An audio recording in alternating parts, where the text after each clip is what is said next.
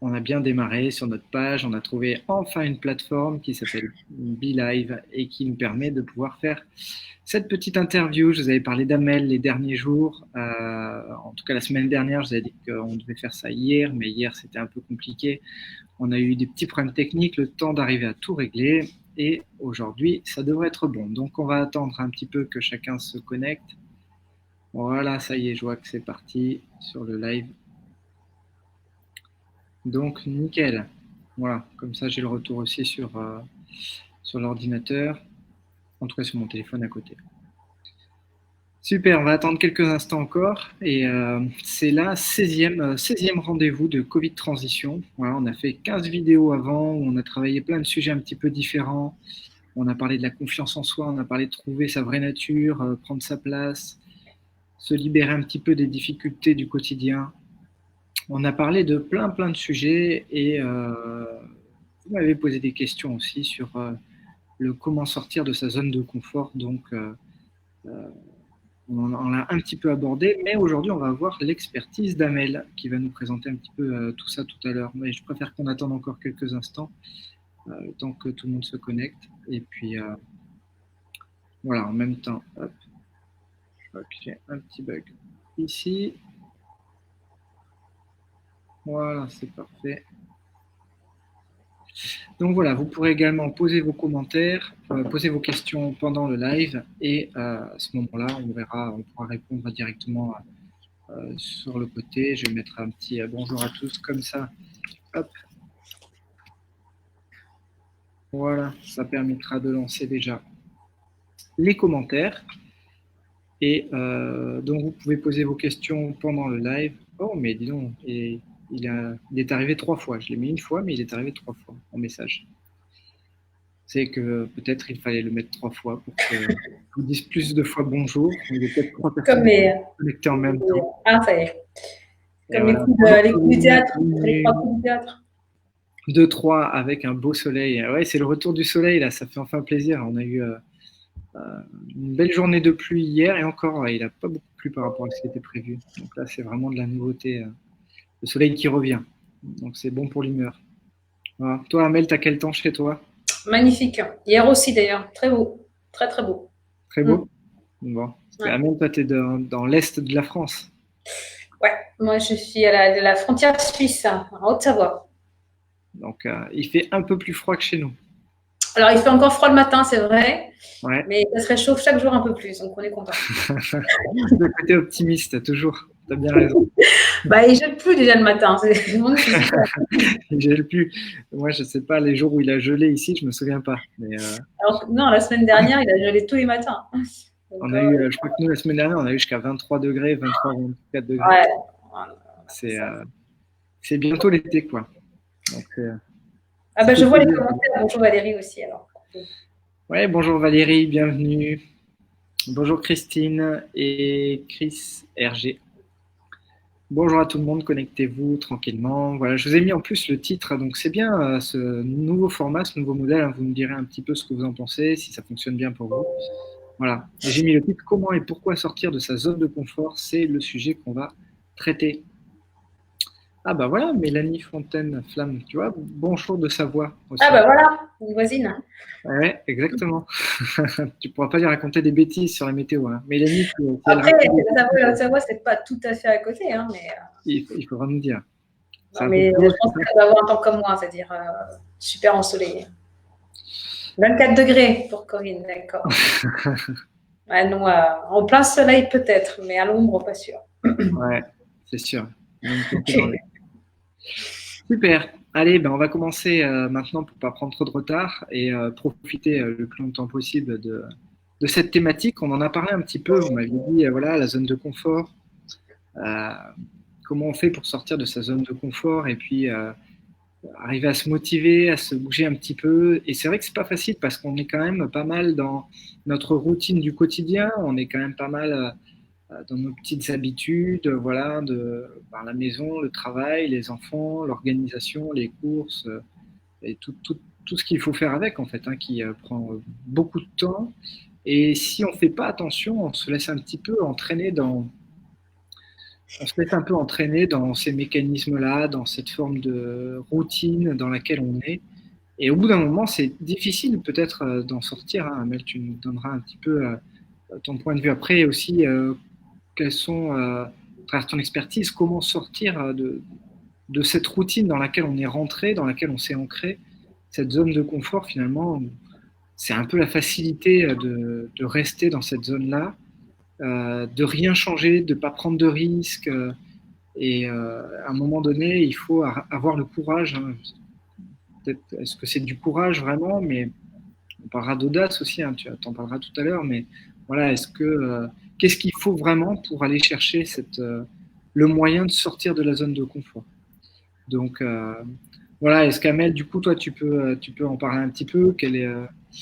Qu'est-ce que tu as envie de dire au sujet à ce sujet-là sur la zone de confort déjà et pourquoi et comment en sortir? Alors, la zone de confort, déjà, ce que je peux en dire, c'est qu'elle est rassurante. C'est pour ça qu'on y tient, en fait. Hein.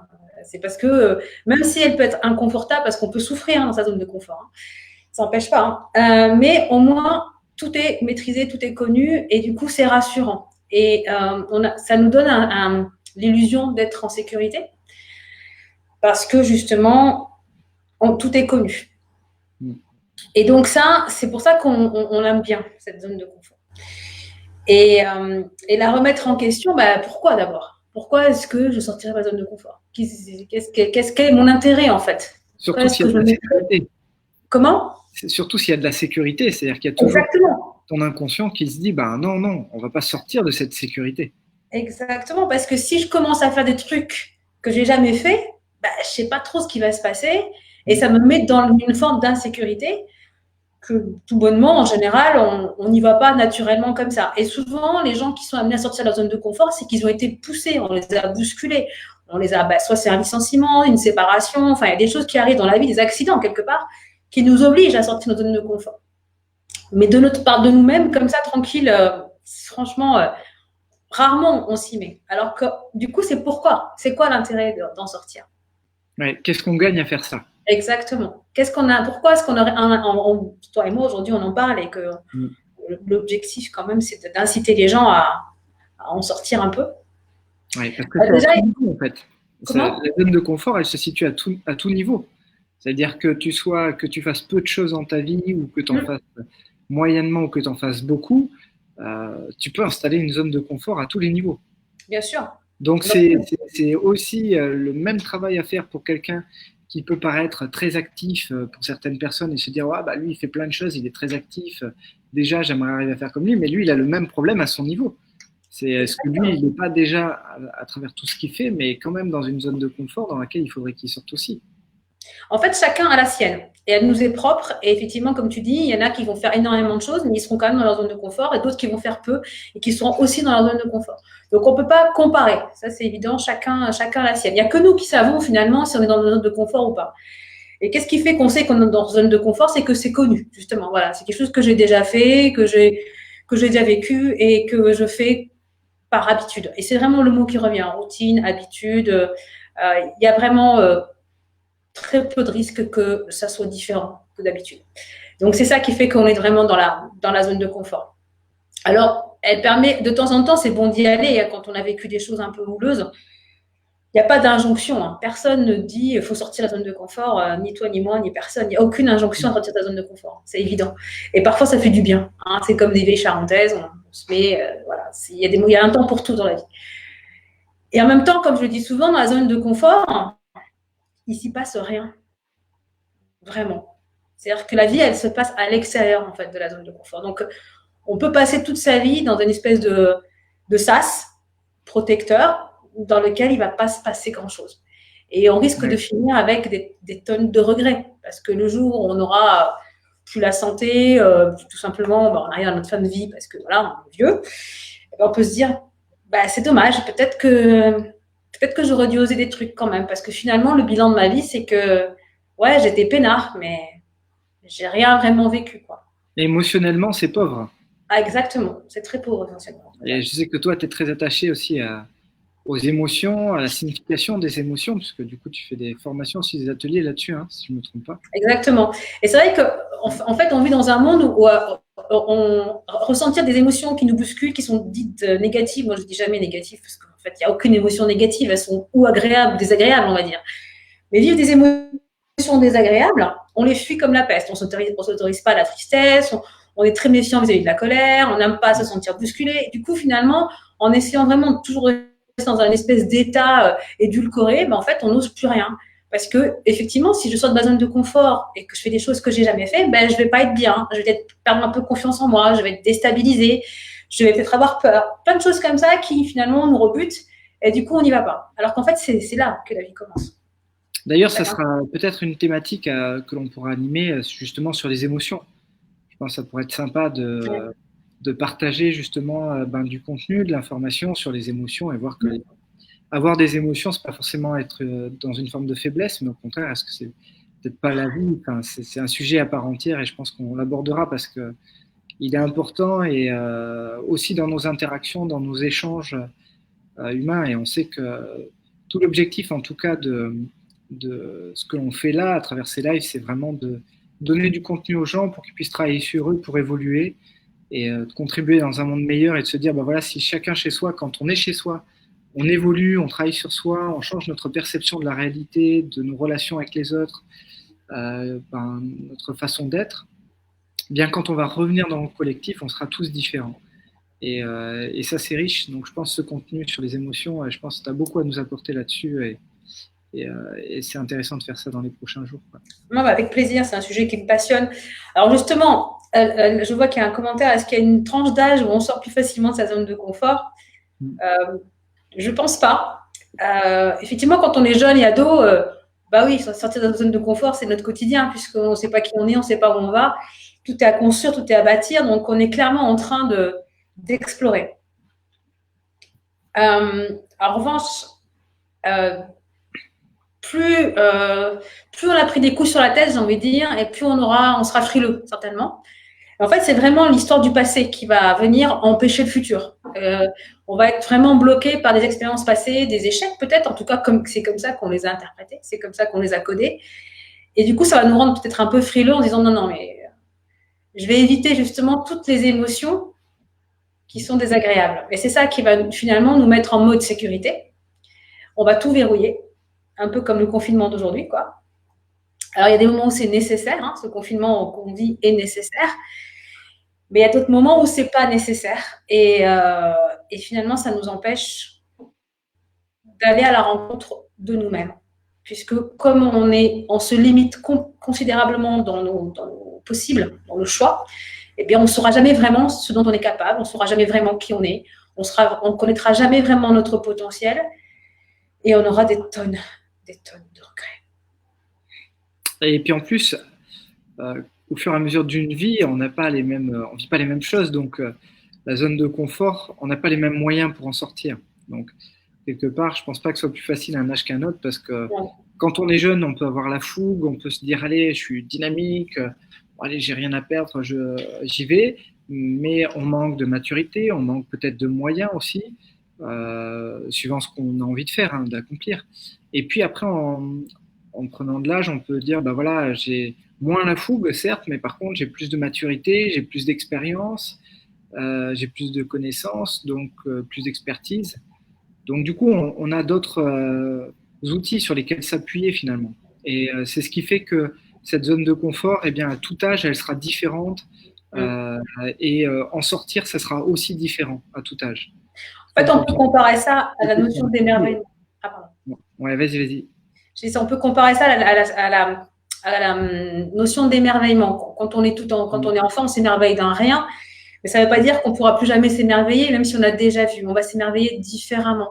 Et c'est exactement pareil pour la zone de confort. C'est-à-dire qu'effectivement, avec l'âge, l'expérience, on va vivre ça différemment, mais ça ne veut pas dire que ce sera moins intéressant, bien au contraire. Et d'ailleurs, la première chose à laquelle il faut se reconnecter quand on veut sortir de la zone de confort, c'est ce sentiment d'être débutant. C'est accepter de devenir débutant. Alors, ça peut être difficile quand on est adulte parce qu'on attend de nous tout de suite la performance, tout de suite, on l'exige de nous-mêmes déjà. Mais c'est vrai, la société a tendance à nous renvoyer cette image-là. Quand on est enfant et qu'on tombe, c'est pas gênant. Quand tu es adulte et que tu tombes, c'est ridicule. Voilà. Et donc, tout ça, c'est vrai, c'est se dire, mais en fait, on s'en fout. Et redevenir débutant, et c'est juste hyper désagréable au départ peut-être, ça se déstabilise, mais en même temps c'est génial parce que ça veut dire qu'on est en train d'apprendre et donc on est en train de grandir. Et donc ça, c'est une première chose à faire, c'est se dire, voilà, redevenir débutant. C'est une sacrée autorisation en fait. Parce que d'un côté, on peut dire bah c'est déstabilisant pour l'ego, c'est de se dire bah attends, je m'étais construit une identité et là d'un coup je suis en train de la mettre à mal puisque je m'identifie comme quelqu'un qui ne sait pas, qui ne sait rien, qui va découvrir. Et puis finalement après c'est une autorisation à justement apprendre à nouveau, à être quelqu'un de nouveau, se renouveler et s'autoriser à se tromper. Voilà, il y a plein de gens qui ne s'autorisent pas à se tromper, comme tu dis, à tomber, à chuter. Hein. On le voit même dans le monde de l'entreprise. Dans l'entreprise aux États-Unis, tomber, c'est pas un problème. On dit hein, le principal, c'est pas combien de fois tu tombes, c'est combien de fois tu te relèves. Le plus important, c'est ça. Et en France, non, c'est une catastrophe si économiquement tu plombes une société, c'est une liquidation judiciaire, donc c'est grave. Enfin, tes fichiers, les banques le savent, pendant des années, tu peux faire grand-chose. Enfin, donc il y a quand même des complications. Mais après, c'est aussi une question de mentalité, il y a des choses qui doivent bouger de ce côté-là. Oui, mais ça, c'est intéressant ce que tu dis parce qu'on voit bien que c'est culturel. Et donc, si c'est culturel, c'est pas naturel. Et donc, il ne faut pas confondre, en fait. Et donc, comme c'est pas naturel, on a le droit de le remettre en question. On peut se dire, bah, puisqu'aux États-Unis, on fait différemment, qu'est-ce que je m'autorise, moi, du coup, en tant qu'individu, et en m'affranchissant, finalement, de la dimension culturelle des choses. Et ça, c'est intéressant de se questionner par rapport à ça. Ouais, on n'est pas limité par la frontière. On peut très bien avoir la mentalité américaine quand elle nous arrange. Et puis finalement, prendre ça. C'est pareil quand on va chercher des cultures en Asie, ou même le bouddhisme. Plein de gens qui s'intéressent à la philosophie bouddhiste.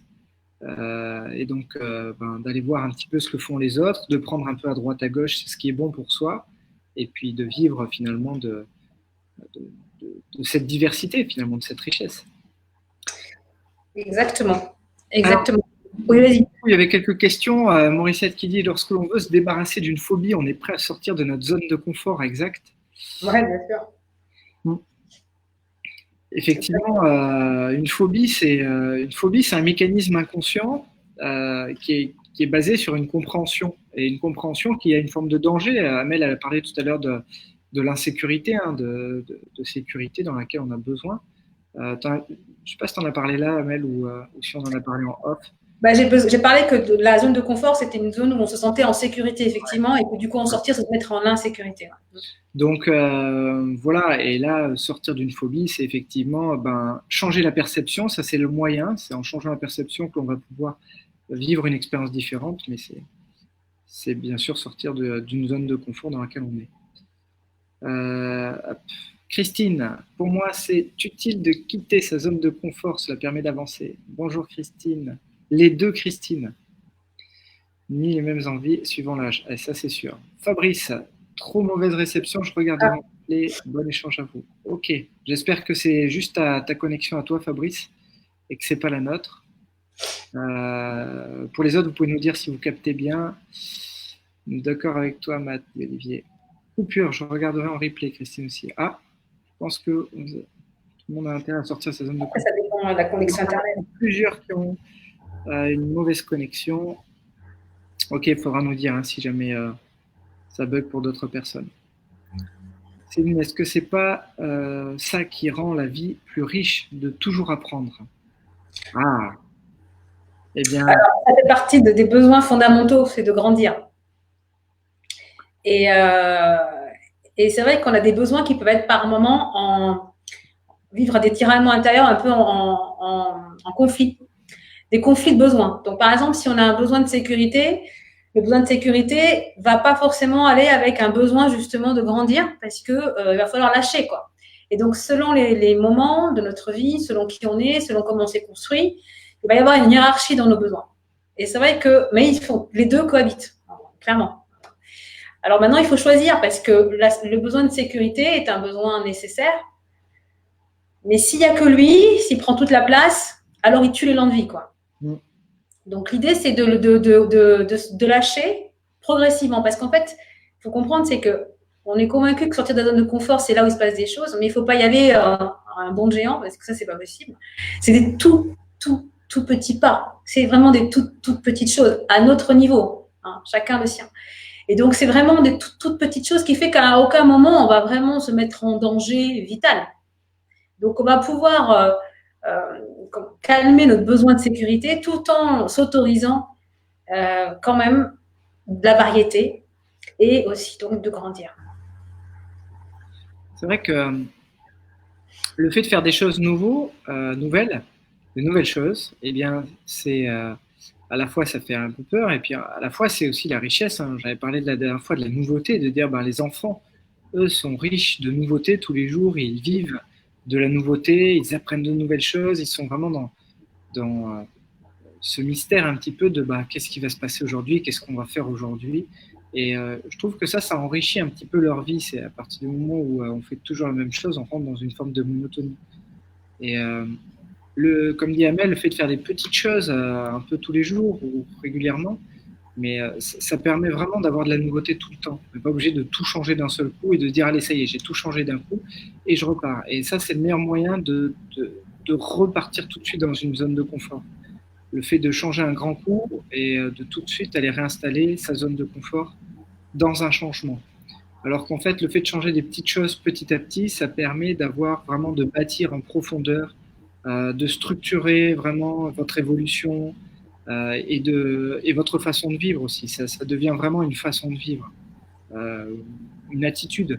Donc, ça sera beaucoup plus riche que de changer un gros truc d'un seul coup et au risque de repartir après dans la zone de confort et de ne rien changer tous les jours qui suivent. Tout ça parce que vous avez changé une fois un gros truc.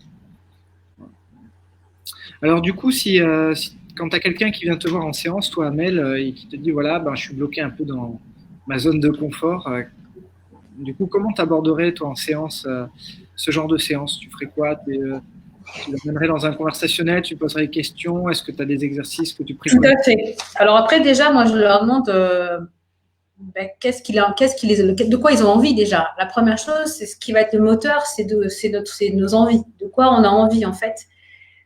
Si on imagine que la peur n'existe plus, qu'on est sûr d'arriver à tout ce qu'on veut, quelles sont nos envies? Qu'est-ce qui nous fait vibrer? D'abord, dans un premier temps, on est dans le domaine du rêve, on oublie tous les obstacles et on se laisse emporter. Et donc, moi, c'est ça que je vais d'abord explorer. C'est de quoi tu as envie, en fait. Qui aimerais-tu devenir? Qui aimerais-tu être? Qu'est-ce que tu aimerais faire? Et pour quelle raison? D'accord? Et une fois qu'on a décrypté tout ça, donc c'est la liste des envies, tout simplement. C'est vraiment marqué en brainstorming, sans réfléchir, tout ce qui nous traverse l'esprit. Après, c'est dire, bah, qu'est-ce qui t'en empêche? Pourquoi tu ne le fais pas?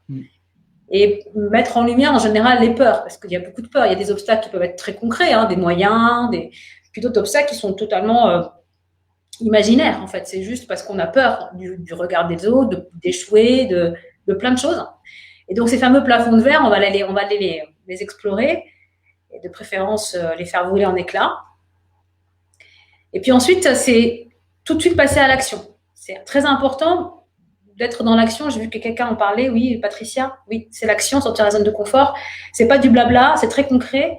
Et donc, dès la fin de la séance, c'est sur quoi tu t'engages à faire de différent pour la prochaine fois. Une toute petite chose. Ça peut être quelque chose qui me tient à cœur et que je peux faire parce que franchement, j'ai les moyens. Ou alors juste faire une liste de ces routines et de choisir 3-4, de les faire différemment. C'est tout bête, hein. C'est changer de trajet pour aller au boulot. Bon, là, vous me direz en confinement, ça limite, mais ne serait-ce que faire son ménage différemment. Des choses qui sont différentes. C'est entraîner son cerveau à faire les choses différemment. Et puis, c'est une question que je pose à chaque fois. Je t'ai déjà posée, Mathieu, tu la connais. Et moi, j'aime beaucoup et je me la pose à moi régulièrement. C'est quand la dernière fois que tu as fait quelque chose pour la première fois? Ça, c'est quand même une phrase qui est magique parce que on s'interroge pas mal avec cette question. Je ne sais pas si vous avez bien entendu, mais tu as baissé le ton de ta voix en la disant, mais c'est quand la dernière fois que vous avez fait quelque chose pour la première fois?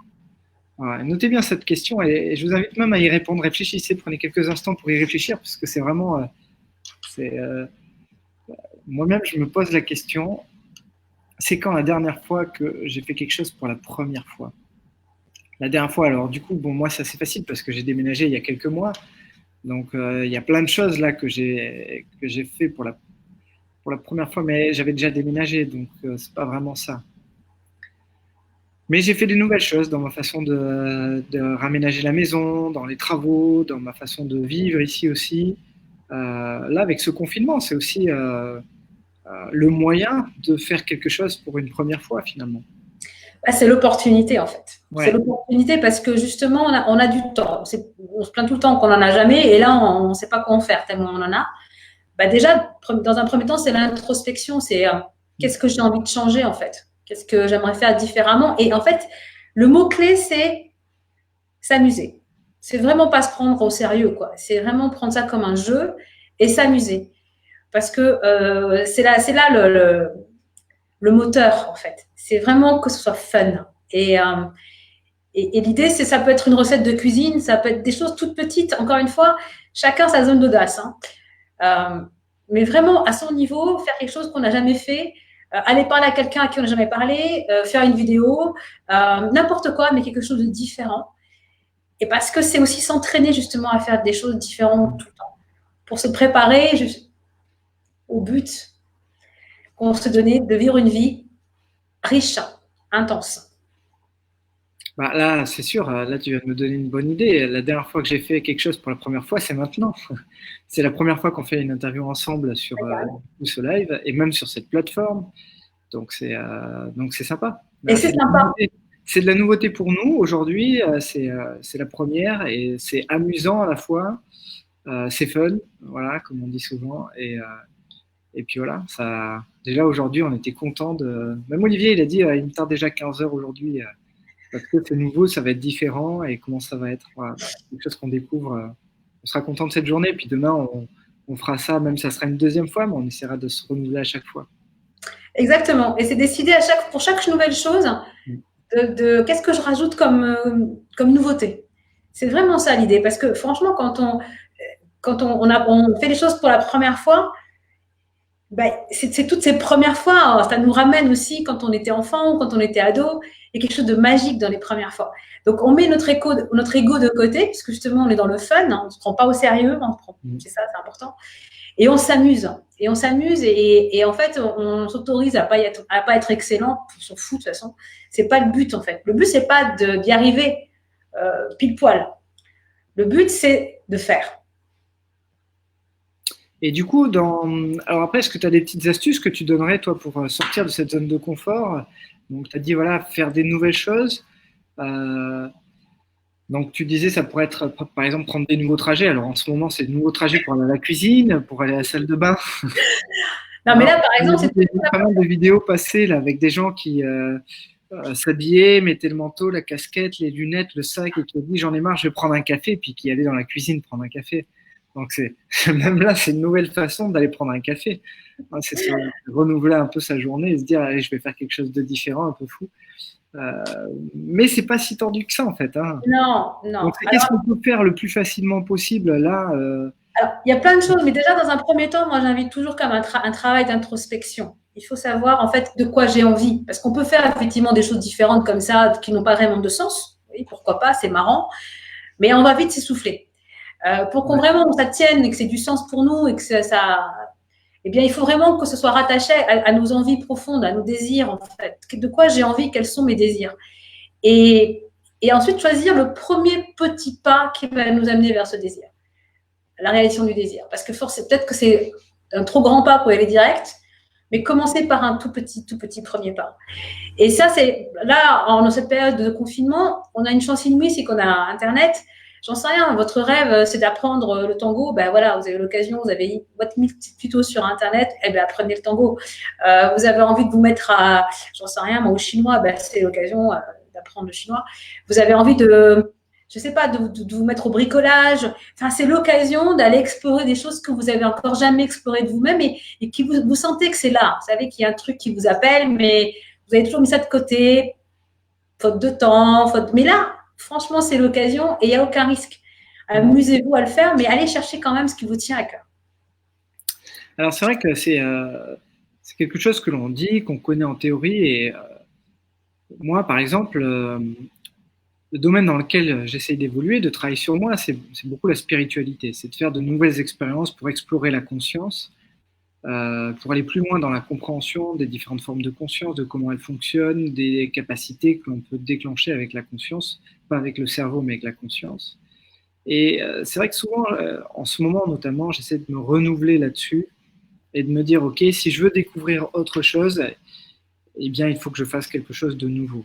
C'est à partir du moment où je fais toujours la même chose, eh bien, je ne vais rien découvrir de plus. Donc, je suis vraiment dans cette découverte-là, dans cet état d'esprit de se dire, bah, allez, qu'est-ce que je pourrais essayer? Et puis, par exemple, dans ma façon d'accompagner les personnes, il y a parfois des exercices que je fais qui sont à distance. Et même là, là-dessus, je vais essayer de trouver de nouvelles façons de renouveler ces exercices, de me connecter à eux. En fait, je vais laisser venir un peu l'inspiration. C'est comme s'il y avait une inspiration à l'intérieur de nous. Et je vais me dire, OK, là, j'ai envie de faire quoi? Et essayer d'écouter ça à l'intérieur de moi et de me dire, OK, là, j'ai envie de faire quoi maintenant? Qu'est-ce que je ressens? Et là, je ressens que j'ai une idée et je me dis, allez, si je faisais ça comme ça, et je tente, en fait, mais sans attente. Parce que l'attente, c'est justement ce qui va nous freiner aussi, c'est de se dire, oui, mais si c'est pas aussi efficace que ce que tu fais d'habitude, ben peut-être, mais ça sera un feedback au moins. Donc, comme tu dis, c'est on y va, mais on s'en fout en fait. On fait, on découvre, et puis voilà, après, il y a le feedback. Je le fais une fois, deux fois, trois fois. Je me fais un feedback. Est-ce que ça a fonctionné, pas fonctionné, aussi bien qu'avant, pas aussi bien. Et puis après, bah, encore une fois, il ne faut pas s'installer non plus là-dedans. Il faut continuer d'explorer. Et c'est vrai que ces limites, c'est celles qu'on se met. Hein. C'est-à-dire que dans notre façon d'explorer, on a toujours tendance à se dire, ben voilà, là, qu'est-ce que je pourrais faire d'autre? Parfois, je me dis que pour trouver des nouvelles idées, être l'expert de quelqu'un d'autre, c'est pas mal. C'est-à-dire, c'est comme si j'avais quelqu'un qui venait me voir, mais qui était moi. Qu'est-ce que je lui conseillerais? Voilà. Et du coup, qu'est-ce que je lui conseillerais et qu'est-ce que je lui dirais et comment je structurerais son projet pour développer son problème de conscience et en fait d'explorer la conscience. Et c'est très facile pour moi d'avoir quelqu'un extérieur et de lui donner ça et de lui dire, ben, c'est simple, hop, je vais lui poser des questions, je vais structurer dans ma tête comment il peut faire. Voilà. Alors que quand je le fais pour moi, eh bien, j'ai pas tout ce raisonnement. Il n'est pas naturel en fait. Donc, c'est aussi pour ça que c'est intéressant d'aller voir quelqu'un, d'avoir quelqu'un qui soit là en question miroir, qui vous pose des questions que vous n'avez pas. Mais cet exercice, je peux le faire tout seul. Si je veux vraiment le faire, je vais le faire tout seul, mais il faut que je sorte de ma position de moi, de qui je suis, pour être finalement le conseiller, le coach, le praticien, le thérapeute, peu importe comment on va l'appeler, hein, mais le consultant, mais celui qui va poser les bonnes questions pour permettre à l'autre d'aller chercher en profondeur. Et que dans notre exploration, on a tendance toujours à se limiter, à trouver des freins et à voir qu'on ne peut pas y aller, ou en tout cas on ne s'autorise pas à aller plus loin que là. Dès qu'on fait un petit pas, on se dit ouais, ça y est, c'est déjà pas mal. Mais on s'arrête assez vite en fait. Alors Ouais. en fait, on explorait beaucoup. Je te rejoins complètement parce qu'en fait, moi, tous les grands pas que j'ai faits, je les ai faits grâce à l'autre, grâce à un autre coach, par exemple. Parce que finalement, ces questions-là, on ne va pas se les poser pendant 1 heure. On va y rester 3 minutes et après, on va passer à autre chose. Alors que quand tu as un coach en face de toi qui ne te lâche pas, qui continue à creuser, qui te renvoie tout le temps vers ça, tu n'as plus trop le choix en fait, et du coup ça sort parce que c'est ce qui vient en premier n'est jamais vraiment grandiose. Quoi. La profondeur, elle prend du temps à être explorée, donc et c'est vraiment l'autre qui va venir te chercher ça. Et puis des fois, tu n'oses même pas, tu sens un peu ridicule, mais là, à cette personne-là, tu peux tout lui dire, donc tu lui dis. Et quand tu commences à dire les choses, elles commencent déjà à exister. Elles commencent à prendre forme, et après tu vois comment ça vit en disant oui, c'est toujours d'actualité, non, c'est plus là. Et quand c'est toujours là, on te dit, et maintenant, qu'est-ce que tu peux faire pour l'atteindre? Et là, tu te dis, oh, putain, je sais pas, moi. Mais le premier pas, et tu trouves toujours d'un moment le premier. Ta première réponse est, je sais pas. En général, on sait pas. Oui. Ouais, mais, ok, mais si tu savais, si je savais, c'est quoi cette question débile? Si je savais, je saurais, mais, et puis après, on est là, en fait, ah, ouais, ben ça. Et en fait, finalement, on nous trouve ce premier pas. Mais se faire ça tout seul, c'est chaud quand même. Donc, c'est pour ça que. Il faut prendre du temps, il faut en vouloir, il faut s'organiser. Et je pense, il y a quelques jours, je leur ai parlé de la numérologie et du coup, je sais que Betty t'a proposé d'être sur la prochaine session aussi en numérologie. C'est top. Et il y a des jours qui sont plus favorables que d'autres. D'ailleurs, on l'a vu hier dans la temporalité, on s'est eu un peu en ligne, mais hier, c'était en jour 7, et plus une énergie d'introspection. Et voilà ce qui est mon jour demain. Donc demain, tu risques de parler plus que moi demain. Mais c'est sûr qu'il y a des jours qui sont plus favorables à ça, et je pense que c'est aussi intéressant d'écouter sa créativité. Tiens, aujourd'hui, comment je me sens? Est-ce que j'ai plutôt envie de structurer des choses? Est-ce que je sens qu'aujourd'hui j'ai de l'idée? Est-ce que je suis créatif? Et vraiment découvrir l'énergie du jour, c'est pas mal. Alors à la fois, il y a découvrir l'énergie du jour, je dirais plutôt l'énergie orientée talent, orientée vraiment capacité, plus que mon état global, parce que si mon état global est pas bon, je vais m'écouter, et si je m'écoute, je fais rien, et là je plombe, et puis c'est parti. Voilà, donc pas forcément s'écouter à ce niveau-là, même si quand même s'écouter globalement, c'est quand même important de savoir ce qu'on ressent, ce que l'on vit. C'est du feedback aussi sur notre vie. Mais d'écouter l'énergie du jour, la créativité, ce que j'ai envie de construire. On voit beaucoup ça en numérologie, mais c'est sans avoir les nombres, c'est quelque chose qui est toujours intéressant de voir ce qu'on a envie de faire. Alors moi, pour moi, ce confinement, c'est un vrai défi parce que je pense qu'il n'y a pas que moi qui vis ça. C'est que avant, j'étais beaucoup vers l'extérieur, j'étais toujours prise par le temps. Je suis maman de 2 enfants, je cours sans arrêt, donc voilà. Ils ont beaucoup d'activités.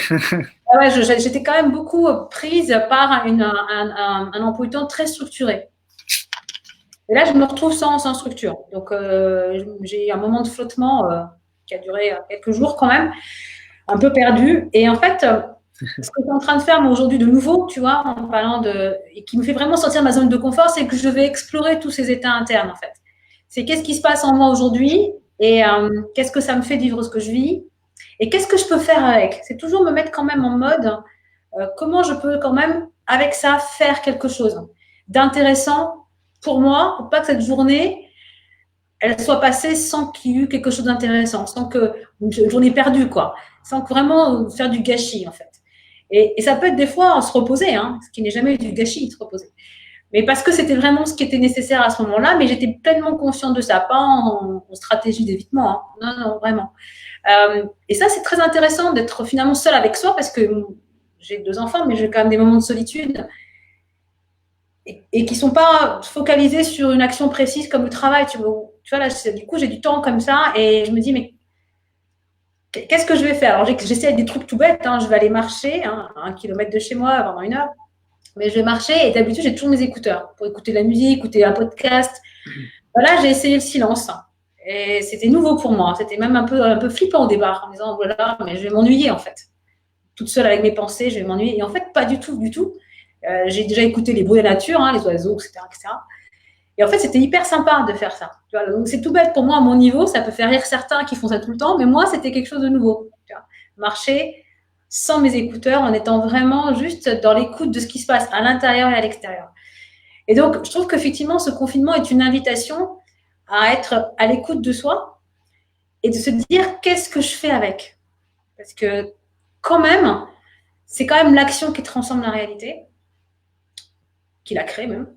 Et donc, l'idée, c'est pour que le soir, quand je me couche, je me dis, ouais, cette journée, elle a été cool, quoi. Je suis contente. J'ai bien fait de vivre ce 7 avril 2020. C'était une bonne idée. Il faut vraiment, du coup, transformer ça en action. C'est marrant ce que tu dis sur ouais, mais si je fais ça, je vais m'ennuyer.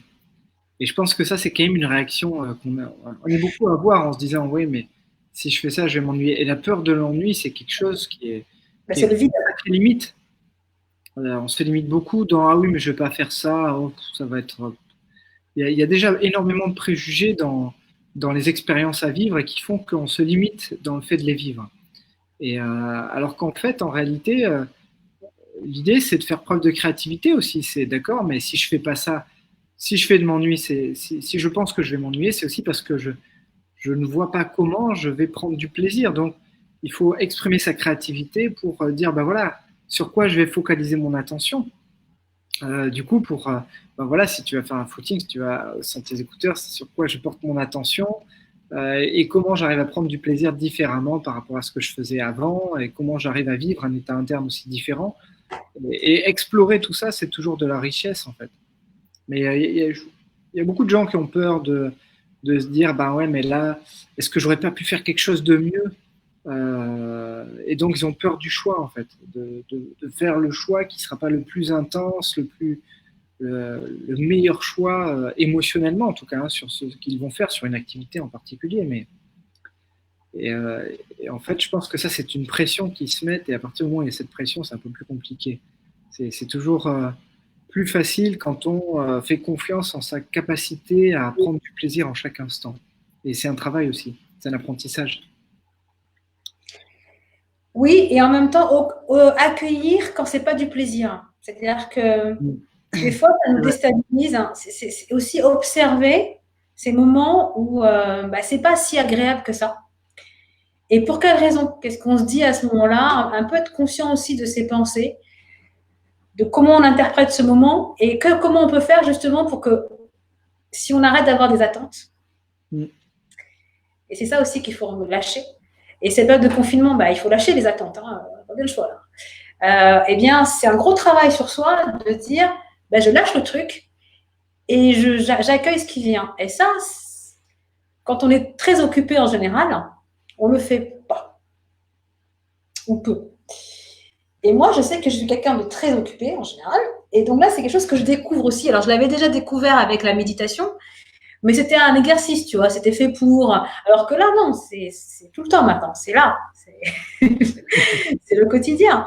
Et donc, c'est intéressant aussi de voir qu'est-ce que je peux faire pour que ça soit plus agréable ou moins agréable. Et le soir, finalement, même si la journée, elle n'a pas été riche en plaisir, j'ai toujours appris un truc. Et c'est ça qui compte, en fait, finalement, au bout. C'est d'avoir grandi, quoi. C'est qu'à la fin de la journée, j'ai appris un truc, quoi. Ouais. Au moins un truc. Sur moi. À l'application, se coucher moins bête. C'est un peu ça l'idée. Mais c'est exactement ça. J'ai longtemps fait ça avec mes enfants. Le soir, à table, on se demandait les 3 choses positives de notre journée. Chacun devait donner 3 choses positives de la journée qu'il avait faites, dont il était content. Voilà. Et ma fille, elle l'a ressorti en disant, on ne pourrait pas faire les 3 choses positives de la journée. Et j'ai trouvé que c'était une bonne idée parce que finalement, en période de confinement, les journées se ressemblent pas mal quand même. Hein. Elles peuvent se ressembler pas mal. Donc, l'idée, c'est quand même d'entraîner son cerveau à voir les différences, à voir ce qui va bien. Et du coup, plus on s'entraîne à les voir et plus quand on les vit, on a confiance. On dit, ah, là, je suis en train de vivre un truc que je vais raconter ce soir à table. C'est ça qui est marrant aussi.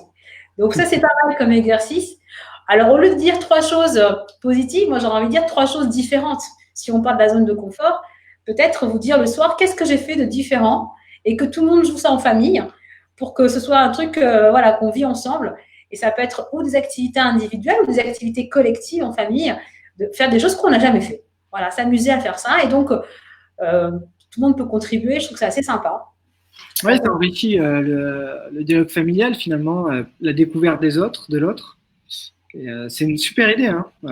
C'est une super idée parce que du coup, c'est toujours intéressant, ça permet d'en savoir un peu plus sur l'autre. Tiens, qu'est-ce qu'ont fait mes enfants, qu'est-ce qu'a fait mon mari aujourd'hui de nouveau? Ah bon, t'as fait ça, ça peut être intéressant. Je pense que bon, mes enfants sont un peu petits aujourd'hui pour faire ça, hein, mais par contre, je garde cette idée en tête pour la pratiquer plus tard. Donc nous, on l'a fait longtemps sur les choses positives. C'était assez marrant. Même si au début, les gamins, ils ont été un peu réticents. Puis après, c'est eux qui étaient demandeurs. Et maintenant, on va faire des choses différentes, qu'on a fait différemment. Il ne faut pas avoir l'impression que les jours se ressemblent tout le temps et qu'il n'y a que la météo, finalement, qui serait un facteur de variation. Et puis, du coup, se donner un peu des challenges. Et qu'est-ce que tu feras de différent là, demain, alors? Sur quoi tu t'engages? Comment tu vas faire? Et puis, se donner un peu des petits défis comme ça, assez rigolos. Moi, je trouve que c'est pas mal de donner des défis aussi. Encore une fois, c'est l'idée de s'amuser. Et donc, je trouve ça bien, en fait. Très, très bien. Et puis, ça peut être n'importe. Voilà, il y en a même qui s'amusent à faire des défis, des bouts de papier, puis ils piochent un peu au hasard. Enfin, soyez créatifs, quoi. Amusez-vous. Hein. Celui qui est tout le temps speed, il doit passer une journée à faire tout au ralenti. Celui qui est très bavard doit passer une journée à se taire. Franchement, c'est open bar, quoi. Il y a tellement de choses possibles. J'aimerais que tu nous parles, Amel, de ce dont on a parlé la dernière fois sur l'audace. Et la différence entre l'audace et c'était quoi l'autre? Le courage. Et le courage. Voilà. Est-ce que tu peux nous parler un peu de ça? Alors oui, alors chacun a son dictionnaire personnel, hein, donc chacun il met bien ce qu'il veut dans le mot audace et courage, mais je vais vous donner moi une définition, la mienne en tout cas, que je trouve qui est intéressante. Le courage, c'est quand en fait on fait face à l'adversité, quelque chose qu'on n'a pas choisi, qu'on aurait d'ailleurs préféré éviter, mais qui nous tombe dessus. Eh bien, on fait face et donc on est courageux. L'audace, c'est non, il se passe rien de particulier, mais c'est moi qui décide justement de faire quelque chose qui va me bousculer. C'est moi qui décide de remonter mes manches, je suis beaucoup plus proactif et donc c'est moi qui prends la décision de sortir de ma zone de confort. Donc c'est deux choses différentes. On sent que l'énergie n'est pas la même. Alors les deux sont très nobles, mais c'est pas du tout la même chose. Dans un cas, c'est une réponse. Dans l'autre cas, c'est une décision que je prends tout seul dans mon coin parce que je décide de grandir et que ma vie, elle était peut-être un peu trop prévisible. Il se passait pas grand-chose, quoi. Voilà. Donc, par rapport à l'audace, donc être audacieux, c'est donc on a dit c'est construire des choses, c'est oser. C'est oser. Avec, c'est oser. Et donc, c'est oser à son niveau des trucs qu'on n'a encore jamais fait avant. Et on dit que c'est quand on est audacieux, la chance nous sourit parce qu'on a fait la moitié du chemin. C'est vrai. La chance sourit aux audacieux, ouais. La chance sourit aux audacieux de Virgile. Et puis, il y a un livre que je vous recommande, que je trouve absolument super, c'est, je ne sais pas si on voit bien, voilà. Éloge de l'audace et de la vie romanesque de Philippe Gabillier. Alors déjà, Philippe Gabillier, c'est quelqu'un que j'aime énormément. Si vous tapez ça sur Internet, vous allez trouver des conférences, notamment l'éloge de l'optimisme. Donc, c'est quelqu'un d'excellent, en plus de très drôle. Moi, je le trouve très inspirant. Et donc, l'éloge de l'audace, c'est pareil, c'est se dire, de toute façon, vivre, c'est dangereux, on en meurt tous. Hein. Voilà. Donc, l'idée, c'est qu'est-ce que j'en fais, quoi. Est-ce que je me dis, je mets tout à double tour et je verrouille et il ne se passe plus rien? Ou au contraire, je vais vers la nouveauté, vers l'inconnu et je transforme ma vie en quelque chose de plus intéressant, de plus riche. Et lui va même jusqu'au romanesque, pourquoi pas. Pourquoi pas. Donc, c'est vraiment ça l'idée. Et donc, d'aller un peu à l'encontre de tout ce qui nous est dit aujourd'hui, du principe de précaution, de tout ce qui, voilà, la peur est partout. Et même la peur, c'est même quand tu as peur, c'est que tu es intelligent, c'est que tu es sage, c'est que tu as compris les risques. C'est plutôt bien vu. Mais quand tu es tout le temps dans la peur et que tu prends pas de risque, ou tu n'agis que lorsqu'il y a le risque est à zéro, c'est-à-dire jamais en gros, il se passe plus rien dans ta vie. Et lui, justement, il dit non, mais les gars, faut y aller, quoi. Faut aller, soyez audacieux. Soyez audacieux parce que ça vaut le coup, parce que là, il se passe des choses. Et donc, je trouve que c'est vraiment, alors c'est pas une injonction, hein. Chacun fait bien comme il veut. C'est juste en tout cas un moyen pour éviter les regrets, comme je vous disais au début, parce qu'il n'y a rien de pire que ça, en fait. C'est que voir que le temps passe et que finalement, on n'a rien fait de particulier, on n'a pas impacté, on n'a pas changé quoi que ce soit, et que finalement, notre existence n'aura laissé que très peu de traces. Moi, je dis souvent aux gens, vous voulez quoi comme épitaphe sur votre tombe? Quelle trace vous voulez laisser derrière vous? Et je trouve que c'est intéressant de se poser cette question-là pour pas perdre de temps justement à rester dans la peur et bloqué. C'est Virgile qui dit « Mieux vaut mourir vivant plutôt que vivre mort ». Mieux vaut mourir vivant plutôt que vivre mort. Soyons tous audacieux. Merci Amel, merci Mathieu. Et oui, c'est sûr qu'on a parlé il y a quelques sessions qu'il y avait des gens qui étaient morts vivants et puis voilà, et bien s'incarner, bien être présent, vivre, être là dans l'instant présent et prendre des risques, être audacieux, mais des risques durés bien sûr, mais et redevenir débutant. Moi j'ai envie de dire, on n'est pas obligé de prendre des risques qui vont nous mettre en danger. Bien sûr. Personnellement, moi j'ai pris des cours de claquettes. J'adore les claquettes. Ça fait très très longtemps que je voulais faire ça, mais je me suis dit j'étais trop vieille pour danser. Et puis grâce à ma coach, je me suis rendu compte que non, pourquoi pas en fait. Je vais pas devenir danseuse professionnelle, mais juste danser pour le plaisir, pourquoi pas. Donc j'ai pris des cours, c'est ma 4e année, et donc j'ai accepté de devenir débutante, c'est-à-dire de ne rien savoir et d'avoir un écart énorme entre ce que je sais faire et ce que j'aimerais faire. Et donc ça a été toujours resté dans le plaisir et le jeu. Et ça a été un exercice fabuleux, à tel point que je me suis donné comme objectif pour mes 50 ans de me mettre au violoncelle. J'ai jamais fait de musique de ma vie. Mais je me suis dit, pourquoi pas. Donc, pour mes 50 ans, histoire de donner envie d'avoir 50 ans, je vais prendre des cours d'instruments, de violoncelle, parce que je sais bien, je ne vais pas devenir une artiste qui va travailler dans les grands comment on appelle ça, c'est pas l'idée de devenir professionnel, c'est de m'amuser et de me dire mais pourquoi pas, voilà. Et je me dis il y a plein de choses comme ça où finalement c'est le sel de la vie, voilà, c'est exactement ça, c'est le sel de la vie et je trouve que de redevenir débutant c'est jouissif, c'est juste jouissif. C'est intéressant l'association que tu as faite en disant, voilà, pour mes 50 ans, t'associes Ouais. à un âge qui potentiellement, pour certains, peut être plombant et se dire, bah, en fait, non, je vais faire de cet âge-là quelque chose de très positif. Je vais l'associer à un apprentissage, à une nouveauté, à quelque chose de nouveau pour moi et à une nouvelle façon de vivre ou d'être, de découvrir une nouvelle chose. Donc ça, c'est sympa. Et tout en étant dans quelque chose de sérieux, je le fais de façon très sérieuse. On pourrait tomber dans le papillonnage, essayer plein de trucs différents sans vraiment maîtriser quoi que ce soit. C'est pas ça l'idée. C'est que moi, ça fait 4 ans que je danse les claquettes. Je suis pas encore du tout au niveau que j'aimerais avoir. Je lâche pas l'affaire. Tu nous feras une démonstration un jour sur un live, hein? Ouais, non, je crois pas. Mais du coup, c'est intéressant parce que c'est des moments, il y a des moments difficiles. Il y a des moments où j'y arrive pas. Et, mais c'est sympa de ne pas lâcher, de se dire, ben, quoi qu'il arrive, je continue à m'amuser et je continue à progresser à mon rythme. Et j'accepte de ne pas être au niveau que je rêverais d'avoir. C'est aussi ça, lâcher aussi ses attentes, lâcher l'ego, accepter ses limites tout en gardant le fun. Voilà. Et je sais que pour le violoncelle, ça va être terrible, surtout pour mes proches quand je vais commencer. Et je sais que ça va être un tel contraste avec ce que j'imagine pouvoir jouer et ce que je vais vraiment jouer. Et je sais que ça va être compliqué, mais je trouve que c'est hyper intéressant aussi donc de redevenir débutant et de choisir un chemin qui n'est pas évident. Les gens vont vous dire, non mais attends, débutant, le violoncelle à 50 ans, mais le violoncelle en plus c'est un des instruments les plus difficiles. Et alors Tu vas pouvoir leur acheter des boules caisses au départ pour qu'ils t'encouragent à continuer parce que sinon tu vas les avoir tous.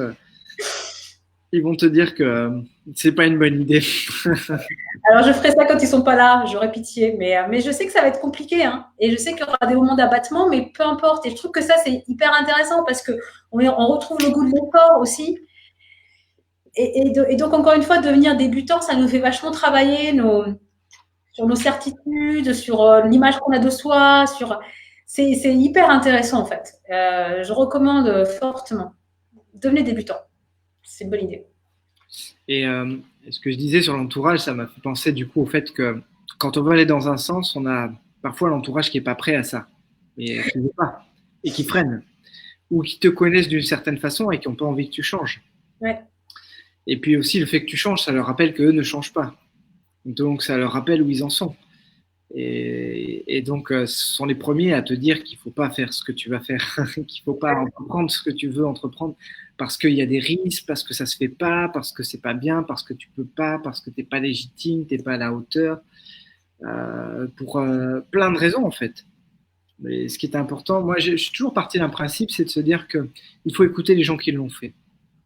Ah. Exactement. Trouver les gens inspirants. Moi, je pense que les gens qui nous disent que faut pas le faire, qui nous renvoient une image de nous, voilà, ils parlent d'eux-mêmes en fait, ils parlent pas de nous. Et il faut vraiment se rappeler ça. Tout ce qu'on peut nous dire, ça parle pas de nous, ça parle d'eux en fait. Donc leur peur, leur crainte, la peur du changement, ça leur appartient, mais c'est pas à nous. Et il faut vraiment continuer en regardant justement, comme tu dis, des gens qui sont inspirants. Si quelqu'un t'arrive à le faire une fois, alors tu peux le faire. C'est ça. Je me souviens quand j'avais 22 ans, j'ai fait mon premier investissement immobilier. C'était un petit appartement, un petit studio à Bordeaux que j'ai acheté pour faire du locatif. Et mes parents n'avaient jamais fait ça. Ils sont fonctionnaires tous les deux, à la retraite maintenant, mais à cette époque-là, je leur ai dit que j'allais faire ça. J'avais 22 ans, je travaillais depuis 1 an. Et ils m'ont dit, non, mais t'imagines, si le locataire te paie pas, non, mais c'est trop risqué, etc. Et comment tu vas faire ci et ça, et tu vas pas y arriver, etc. On va venir visiter avec toi, finalement. Et je leur ai dit, non, certainement pas. Je leur ai dit, vous n'avez jamais fait ça de votre vie, vous n'allez pas me transmettre vos peurs. À 22 ans, c'est déjà ce que je leur avais dit. Et j'y suis allé tout seul. Voilà. Et ils m'ont dit, bon, d'accord, mais va voir un ami au moins un ami à nous qui lui a fait ça. Bon, j'ai dit, ok. J'y suis allé, mais avec la réserve. Je me suis dit, si ça se trouve, il va chercher à me convaincre qu'il ne faut pas le faire, etc. Donc j'étais assez réticent en y allant, mais bon, je suis quand même allé pour voir ce qu'il allait me dire. Et puis finalement, pendant 1 heure où je suis resté chez lui, j'ai entendu que des choses positives, en tout cas sur son expérience. Mais c'était quelqu'un qui l'a fait, donc il voit tout ce que ça lui a apporté, il voit aussi les difficultés, mais il a une expertise qui est plus riche. Et moi, j'ai toujours conseillé ça aux gens, c'est de leur dire, euh, entourez-vous de gens qui l'ont fait et allez prendre conseil auprès de gens qui l'ont fait. Quand ils me disent, oui, ben, je veux faire ça, mais vous savez, mon ami m'a dit ça, ou mes parents me disent que je devrais peut-être pas faire ça, etc. Je leur dis, ok, mais est-ce qu'ils connaissent ça? Est-ce qu'ils l'ont déjà fait? Est-ce qu'ils en ont fait l'expérience? Et non. Ok, mais du coup, ils vous parlent de quelque chose qu'ils ne connaissent pas. Donc là, effectivement, raison de plus pour eux de parler, encore une fois, d'eux et non pas de vous. Ce que tu disais tout à l'heure, c'est-à-dire que c'est ce que ça leur évoque pour eux, mais pas forcément. Moi, même mes copains, mes amis me disaient au départ, mais t'imagines si tes locataires te paient pas, enfin, ça va être compliqué. Ils ont tous cherché à me lancer un petit peu leur peur. Il y en a très peu qui m'ont dit, ouais, c'est super ce que tu veux faire, etc. Donc, je pense que c'est ça qu'il faut garder en tête. C'est vraiment, ok, si j'ai besoin de conseils, si j'ai besoin d'avis extérieurs, qui est dans ce domaine-là? Qui a fait ce que je voudrais faire? Et c'est auprès d'eux que je vais chercher conseil, c'est auprès d'eux que je vais leur demander est-ce que c'est facile, pas facile, est-ce que je peux faire comme ça ou pas. Mais n'allez pas chercher conseil auprès de gens qui ne connaissent rien dans ces domaines-là, qui ne savent pas ce que vous allez faire, ni comment on fait, ni à quoi ça ressemble et est-ce que ça peut se faire. Voilà, et d'ailleurs, on va pas tarder à terminer. Pour conclure, j'aimerais terminer sur cette phrase qui me vient maintenant, c'est la fameuse phrase de Mark Twain. Ils l'ont fait parce qu'ils ne savaient pas que c'était impossible. Voilà. Et j'aime beaucoup cette phrase. Voilà. À partir du moment où on croit, eh bien, la croyance déjà peut potentiellement mettre une limite. Et le fait de ne pas croire, mais d'expérimenter, comme tu as dit tout à l'heure, sans enjeu, le plus librement possible et on s'en fout, allez, on fait et puis en fait on réussit quelque chose parce qu'on ne s'était pas dit qu'en fait on ne pouvait pas y arriver. Voilà, et c'est juste cette phrase que j'aime beaucoup en tout cas. Ouais. Ouais, et toi, qu'est-ce que tu veux dire, Amel, pour conclure un peu ce live? Et du coup, on arrive à 57 minutes, on ne va pas dépasser l'heure, donc on va terminer un petit peu là-dessus. Je te laisse conclure. Moi, juste que genre de l'audace, encore de l'audace. Moi, je trouve que c'est vraiment le sel de la vie. Amusez-vous, amusez-vous, quoi. Explorez. Je pense qu'on est là pour ça. Donc, nos limites, quoi. Allez-y. Le discernement aide beaucoup dans l'expérience, dit Christine. Ouais, bien sûr. Du coup, belle phrase de fin. J'aime beaucoup aussi, dit Morissette. Super, ben, si ça vous a plu, si vous avez aimé ce live, et ben, je vous invite à le partager, comme d'habitude, à mettre un petit like ou un cœur. Et surtout le partager pour que ça profite à un plus grand nombre de personnes. Et demain, on sera là. On n'a pas déterminé notre sujet de demain. Amel, bah tiens, est-ce que tu veux parler des émotions demain? Ça te dit? Volontiers. Super. Et ben voilà, demain, on parlera de l'utilité des émotions, de l'importance des émotions, de pourquoi vivre des émotions, à quoi ça sert, et puis après, comment faire évoluer nos émotions aussi, peut-être. Ouais. C'est toi Quelles émotions peuvent être des émotions ressources? Ouais, tout à fait. Exactement. Donc, on va explorer un petit peu tout ça demain. Donc, je vous invite à être bien à l'heure demain à 15h pour profiter de tout ça. 15h heure de métropole, s'il y en a qui sont en Guadeloupe ou Martinique, comme souvent. Et puis, voilà. Donc, partagez encore une fois dans vos groupes, dans votre fil d'actualité, un petit peu partout. Et puis, imaginez à quelle vitesse je vous vois avancer un petit peu chaque jour, comment ça sera à la fin du confinement, si on a encore tout le mois d'avril et peut-être plus encore, mais déjà rien que le mois d'avril, ça sera déjà une belle évolution. Vous aurez plein de connaissances, plein d'idées, de petites techniques, de façons de vous renouveler et d'interagir dans ce monde. Voilà. Donc je finirai encore avec cette fameuse phrase de Gandhi qui était le slogan du départ, c'est « Soyez le changement que vous voulez voir dans le monde ». Et je vous souhaite une belle évolution dans ce confinement. Au revoir. Merci beaucoup à vous. Ouais, merci beaucoup. À demain.